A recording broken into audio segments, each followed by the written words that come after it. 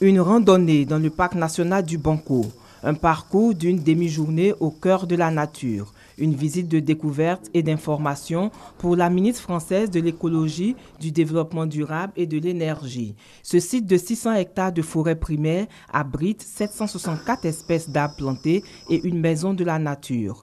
Des échanges et des informations soutenus par les directeurs de l'OIPR, l'Office ivoirien des parcs et réserves. Le modèle de développement des ouvrages d'assainissement du parc et de la ville d'Abidjan ont été évoqués.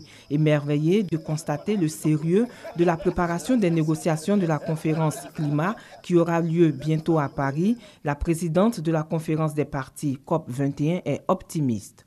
Que la Côte d'Ivoire ait pu préserver autant d'espaces naturels et de parcs, c'est déjà très important, formidable.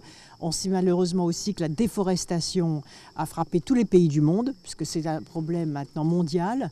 Et tous les projets de replantation, de reconstitution des espaces sont très importants. C'est très important qu'on voit revenir la nature dans les villes parce que ça absorbe la pollution, ça absorbe le gaz carbonique et surtout ça diminue la température. Nous sommes ravis par cette visite et nous sommes très fiers que Madame la Présidente de la COP21 soit rendue dans le parc du Banco qui, comme vous le savez, est très important pour la ville d'Abidjan.